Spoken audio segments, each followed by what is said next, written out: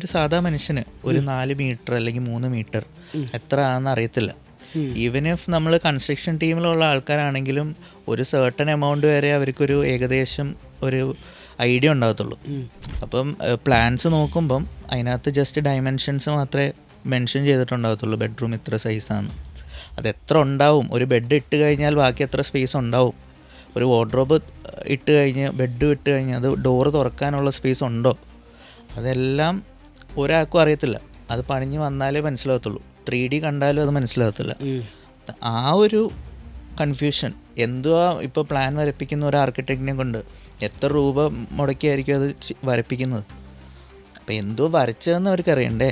അപ്പോൾ ആ ഒരു ക്ലയൻറ്റ് സാറ്റിസ്ഫാക്ഷൻ അവിടെ ഉണ്ടാവണം. ക്ലയൻറ്റിന് ശരിക്കും അദ്ദേഹത്തിൻ്റെ വീട്ടിൽ നിൽക്കുന്ന പോലെ ആക്ച്വലി അത് ഫീൽ ചെയ്യാം. ആ ഫ്ലോറിലൂടെ ശരിക്കും അവർക്ക് നടക്കാം. അതെ. ഇപ്പോൾ ഒരു ലിവിങ് റൂം, ഒരു ലിവിങ് റൂം ആണെങ്കിൽ ആ ലിവിങ് റൂമിലുള്ള അവർക്ക് എവിടെയാണ് സോഫ, എവിടെയാണ് സംഭവം ഒക്കെ ഫീൽ ചെയ്യാം.